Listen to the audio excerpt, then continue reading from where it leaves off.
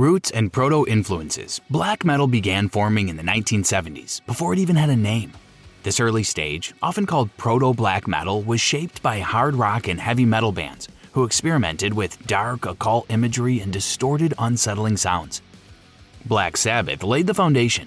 Their 1970 debut, Black Sabbath, used low, ominous riffs and lyrics exploring Satan and the occult, with NIB even sung from Lucifer's perspective. This combination of heavy distortion, dark atmosphere, and blasphemous themes became the template for the genre's future. Coven pushed the theatrical side. Their 1969 album Witchcraft Destroys Minds and Reaps Souls featured full satanic rituals on stage, complete with inverted crosses, an early example of the blasphemous performance style black metal would embrace. Kiss introduced the visual language. Their black and white makeup and shock rock stage shows became the template for black metal corpse paint, used later to appear corpse-like or demonic rather than glamorous. From the punk world, Motorhead brought speed and grit with Overkill, 1979, blending raw punk energy with heavy metal aggression. That faster, harsher sound pointed directly toward thrash and early black metal. Bands like Discharge added the DIY ethic and noisy lo-fi recording style that became a black metal hallmark. These influences, occult imagery, distorted heaviness, visual shock, and raw production, formed black metal's DNA long before the genre existed. The sound and spirit were in place. The extremity was still to come. First wave ignition. The early 1980s marked the true birth of black metal's first wave, when heavy metal's dark undertones evolved into outright satanic aggression. The sound became faster, rawer, and far more confrontational. Lo-fi recording, thrash speed riffs, and blasphemous lyrics defined this new style. The band Venom led the charge. Their 1982 album Black Metal not only gave the genre its name, but also its identity.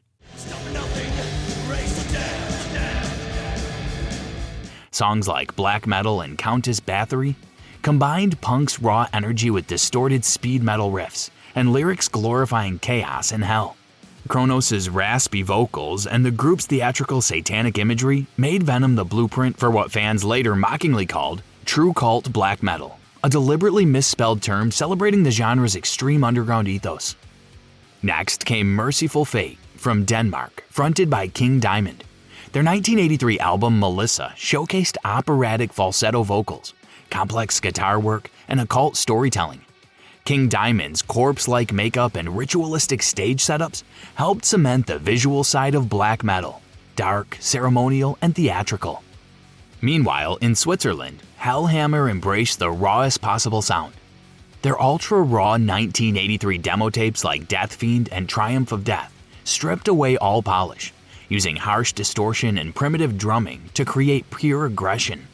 After Hellhammer dissolved, guitarist Tom G. Warren and bassist Martin Eric Ain formed Celtic Frost, who expanded the concept with Morbid Tales, 1984. They added eerie atmospheres and orchestral flourishes, showing that black metal could sound brutal yet ambitious.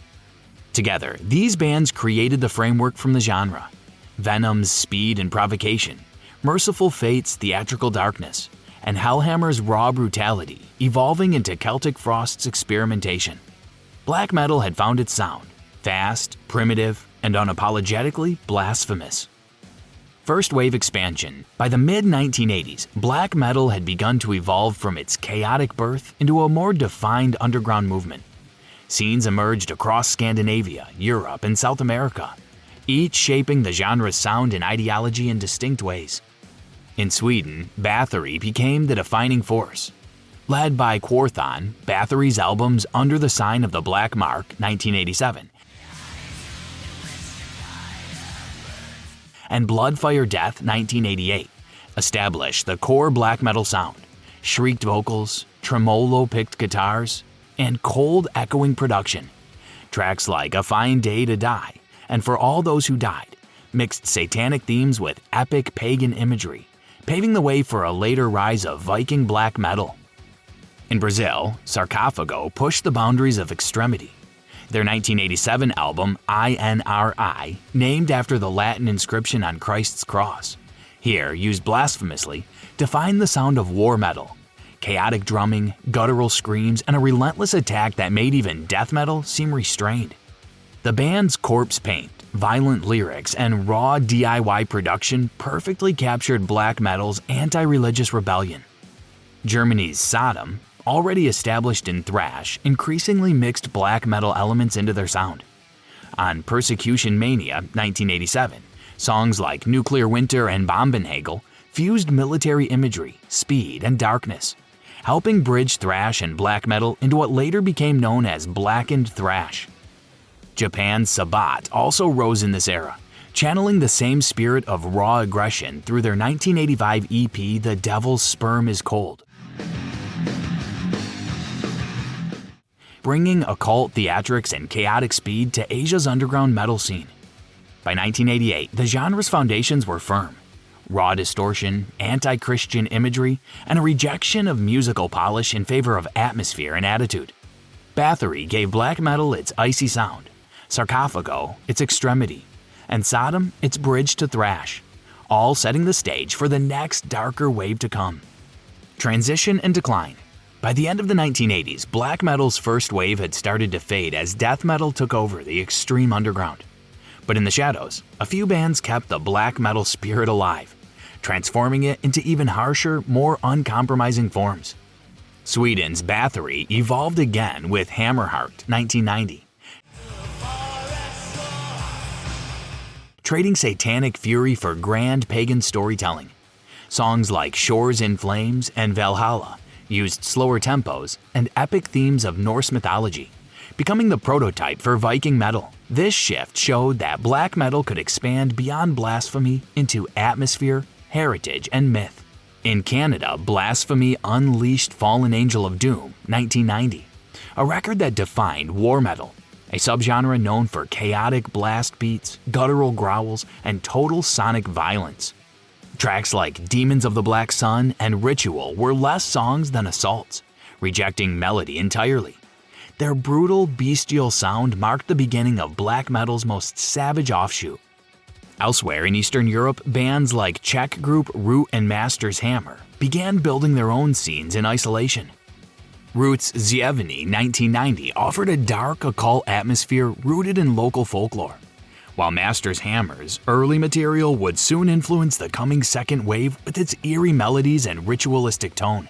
As death metal dominated the spotlight with technical precision and cleaner production, black metal turned inward, retreating into the underground, where rawness and defiance became a badge of honor. Though small in number, these late 80s and early 90s bands preserved black metal's core identity, setting the stage for its rebirth in Norway. Second wave formation. By the early 1990s, black metal had re-emerged in Norway, reshaped by a small, tightly connected underground scene.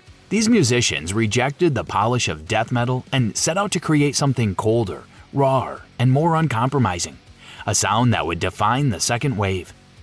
Mayhem, already active since the late 1980s with releases like Death Crush 1987, became the nucleus of this transformation. By 1991, guitarist Joystein Euronymous Orset had opened the Helvete record shop in Oslo, which became the gathering point for what was later called the Inner Circle. Here, musicians exchanged ideas about recording, ideology, and how to return metal to its most primitive form. Their earlier rehearsals and live shows with vocalist Dead, whose brief time in the band from 1988 to 1991 introduced corpse paint and death-obsessed theatrics, set the visual and thematic template for what black metal would become. Dark Throne cemented the new sound with Ablaze in the Northern Sky, 1992, abandoning their earlier death metal style for harsh production and icy atmosphere. The album's opening track, Catharian Life Code, replaced technicality with mood. Relentless tremolo riffs, piercing drums, and an enveloping sense of desolation. The band's adoption of corpse paint and minimal aesthetics solidified the second wave's stark visual identity. Immortal from Bergen drew on winter landscapes and Norse imagery to create their signature style.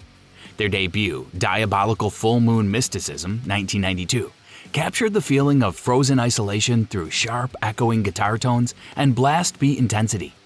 Songs like Unholy Forces of Evil embodied the cold, mythic imagery that came to define Norwegian black metal's look and sound. Meanwhile, Berzoom, the solo project of Varg Vikernes, introduced a more atmospheric and introspective dimension. His 1992 self-titled debut blended harsh guitars with hypnotic repetition and haunting keyboard passages. Tracks like War showed aggression, while others helped define the atmospheric black metal sound, bleak, meditative, and trance-like. By 1992, these bands had built the genre's modern architecture: lo-fi production, shrieked vocals, corpse paint, and an atmosphere designed to sound deliberately alien and malevolent. Black metal was no longer just extreme music. It had become an ideology of sound and aesthetics. Tragedy and violence. Following Dead's suicide in April 1991, the black metal scene began to darken beyond music. Dead, real name Per Yngve Olin, had long struggled with depression and suicidal ideation. His death at Mayhem's shared house in Krokstad shocked the small Norwegian circle. When guitarist Euronymous discovered the scene, he took photographs before alerting police. One of those images later appeared on an unauthorized bootleg release titled Dawn of the Black Hearts, issued abroad without the band's consent. Euronymous' decision to share the photo was later widely condemned, even by fellow musicians, marking one of the most disturbing moments in the genre's history. After Dead's death, the atmosphere around Helvete, Euronymous' Oslo record shop, grew increasingly militant. This underground circle, later referred to as the Inner Circle, became both a gathering place and an ideological crucible. Discussions about anti-Christian rebellion and reclaiming Norway's pre-Christian identity soon spilled into real-world violence. In June 1992, the Fantoft Stave Church near Bergen was burned to the ground. Over the next few years, over a dozen churches across Norway were destroyed or damaged, with more attacks suspected. Some participants described these acts as symbolic rejections of Christianity's dominance. Others saw them as acts of chaos and provocation. Either way, the burnings permanently tied black metal to national controversy. Tensions within the scene itself soon turned fatal. On August 10, 1993, Varg Vikernes of Burzum murdered Euronymous in his Oslo apartment. Vikernes claimed self-defense, though he was convicted of premeditated murder. His trial and the discovery of explosives and weapons in his possession became international news. To the media, the story was irresistible. Satanic musicians, burned churches, and murder. This coverage painted all of black metal as a violent cult, even though most artists in the wider genre had no connection to the crimes. In 1994, Mayhem's long-delayed album De Mysteriis Dom Satanas was released, featuring Euronymous' guitar tracks, lyrics by Dead, and bass recorded by Vikernes in 1992 before his imprisonment. The record became both a masterpiece and a memorial, the sound of an artistic revolution consumed by the violence it had flirted with. By the mid-1990s, the original Norwegian scene had collapsed. The Helvete Circle was dismantled, its members imprisoned or dead. Yet from that implosion emerged the foundation for black metal's global expansion. Music born in isolation, now infamous worldwide. Second wave global ripple. After Norway's violent implosion in 1993-94, black metal spread internationally and diversified. Between 1995 and 1999, new regional scenes emerged, each reshaping the genre while preserving its core elements: blast beats, tremolo riffs, shrieked vocals, and an anti-Christian, anti-modern ideology rooted in defiance and isolation. In Sweden, the scene split between melodic and militarized approaches. Dissection defined melodic black metal with Storm of the Light's Bane, 1995. Twin guitar harmonies, icy tremolo lines, and clean production that balanced aggression with haunting melody. Marduk took the opposite path. Their 1999 album, Panzer Division, Marduk became the benchmark for relentless speed and war-themed ferocity, with deliberately transgressive song titles designed to provoke. In Norway, the sound evolved through symphonic expansion. Emperor bridged ambition and credibility with anthems to the Welkin at Dusk, 1997, combining orchestral grandeur with blast-driven aggression to define symphonic black metal from within the underground. Dimmu Borgir brought that same vision to wider audiences through polished production, music videos, and label support on Enthroned Darkness Triumphant, 1997, proving black metal could sound cinematic without losing its edge. In England, Cradle of Filth pioneered a gothic symphonic hybrid on Cruelty and the Beast, 1998. Their elaborate storytelling, theatrical imagery, and layered arrangements made black metal accessible to new listeners. Purists condemned their commercial success and polished sound, but their influence helped the genre reach global visibility. In Finland and France, black metal's extremes took new forms. Beharit had already shifted into ambient and industrial black metal by 1994, influencing the late 90s movement toward experimentation. In France, the Les Légions Noires collective spread raw black metal through lo-fi tapes and fanzines between 1992 and 1995. Projects like Mutilation carried that necro-minimalism forward into the later decade, keeping the underground spirit alive. Across the United States and Eastern Europe, black metal found new strongholds. In the US, Profanatica continued the genre's earliest blasphemous rawness. In Poland, Behemoth began merging technical precision with black metal's dark atmosphere, setting the stage for their rise as one of the 2000s leading extreme metal acts. By the end of the decade, black metal had diversified into clear strands: melodic, symphonic, gothic, raw, and war-oriented. Yet its essence remained the same: a tension between beauty and brutality, melody and chaos. Whether performed with orchestral scope or recorded on bedroom 4-tracks, it remained driven by a single purpose: to push musical extremity ever further. Diversification and experimentation. By the early 2000s, black metal no longer belonged to any single country or ideology. After Norway's collapse, the genre reassembled into a worldwide patchwork. Some bands preserving its orthodox foundations, others dismantling them entirely. Between 2000 and 2005, black metal entered what fans often call the era of diversification and experimentation, a period where its spirit of extremity endured, but its sound evolved into countless new forms. Not every band embraced fusion. In Sweden, Watain rose as guardians of orthodoxy. Their debut, Rabid Death's Curse 2000 and breakthrough Casus Luciferi 2003 revived the second wave's ritualistic spirit, blast beats, grim aesthetics, and satanic devotion, proving that the genre's spiritual core remained unbroken. Their blood-drenched live shows turned performance into ceremony, reconnecting modern black metal to its ideological roots. In Poland, Behemoth pushed the genre in the opposite direction. By 2000, they had already begun transforming with Satanica. 1999, fully cementing their hybrid style on Thelema Point 6 2000 and Demigod 2004. Their music merged black metal's dark atmosphere with the precision and density of death metal, creating a technical, monumental form of blackened death metal that reached mainstream metal audiences without diluting its hostility. In France, Blut aus Nord reinvented black metal from within. Their 2003 album The Work Which Transforms God abandoned traditional structures for dissonance, repetition, and alien soundscapes, helping define experimental black metal. Rather than focusing on aggression, they created something cold, hypnotic, and abstract, a psychological rather than physical assault. In Italy, Aborim took black metal into the industrial realm. Their 2003 release, With No Human Intervention, fused tremolo riffs with electronic beats and synthetic precision. Here, machines didn't replace chaos, they merged with it, turning black metal into something mechanical, inhuman, yet unmistakably extreme. Across the Atlantic, a different transformation was underway. In the United States, a new atmospheric or Cascadian black metal movement replaced satanic themes with environmental and introspective ones.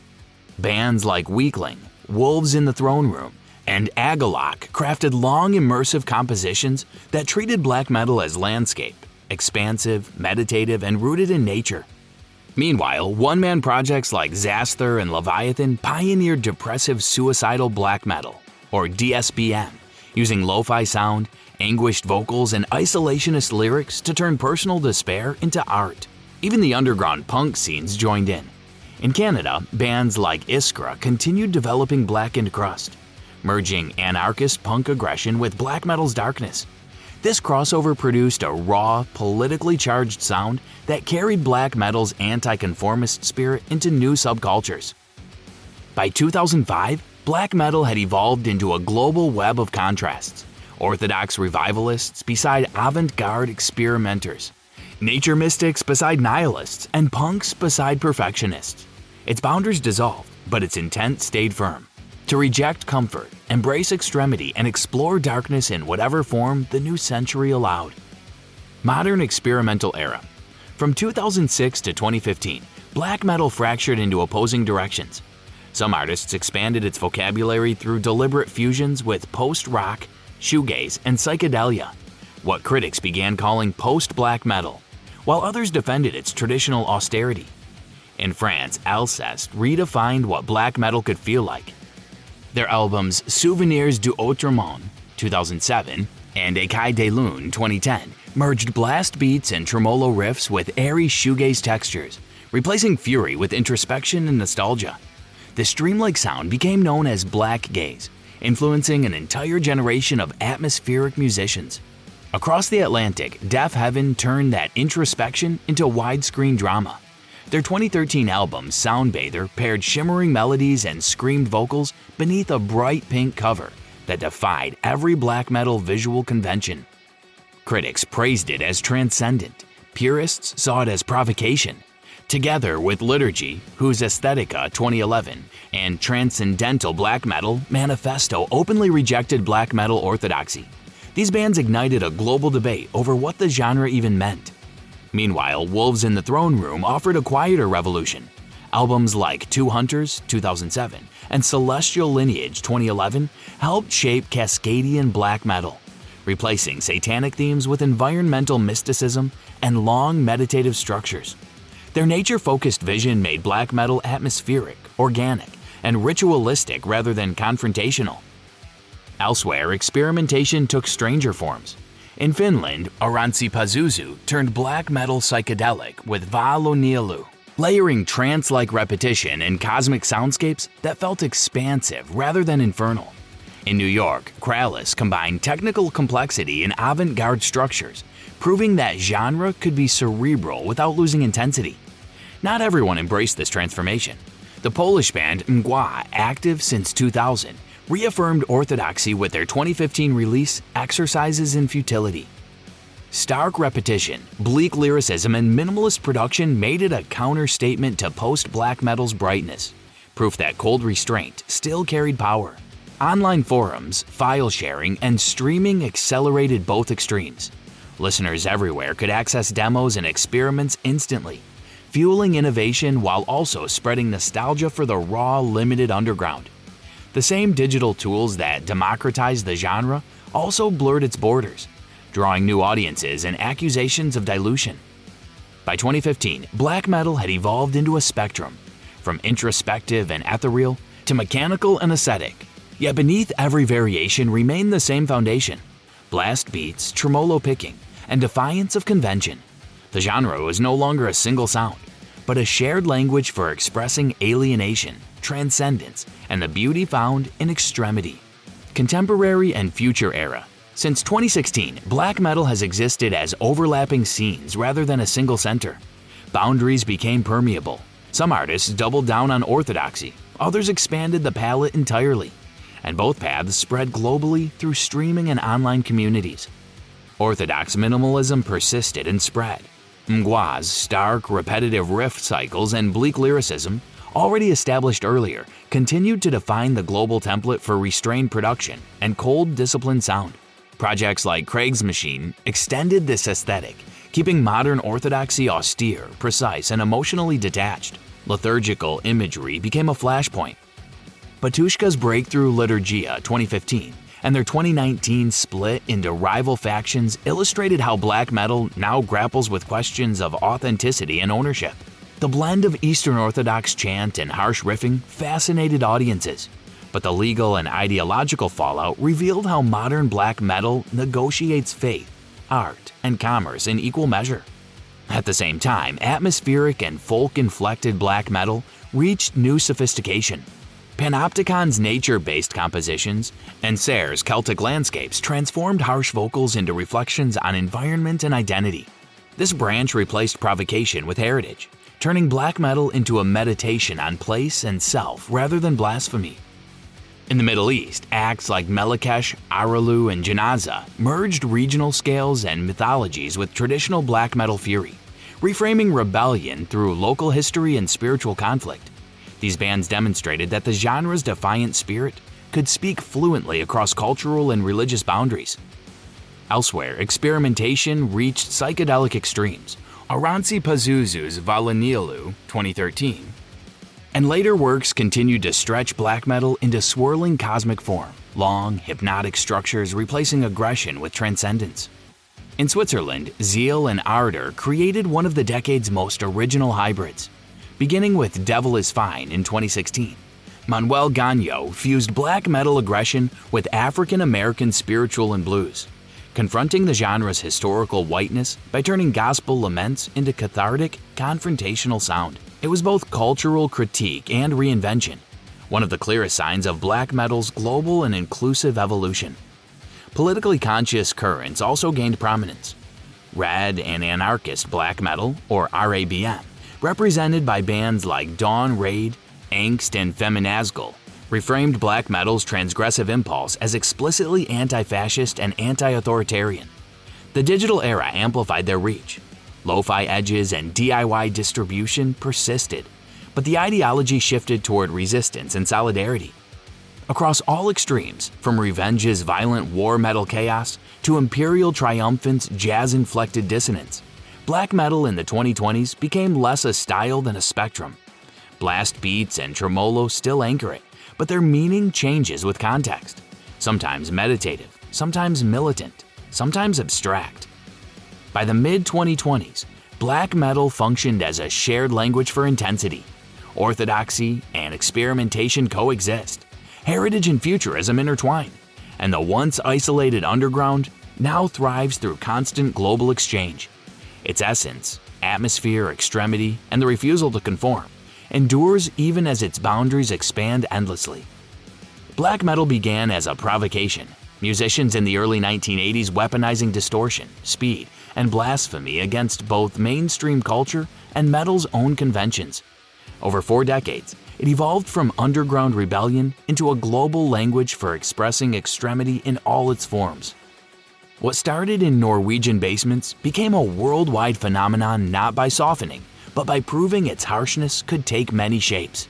The blast beats and tremolo riffs remained, yet their purpose shifted.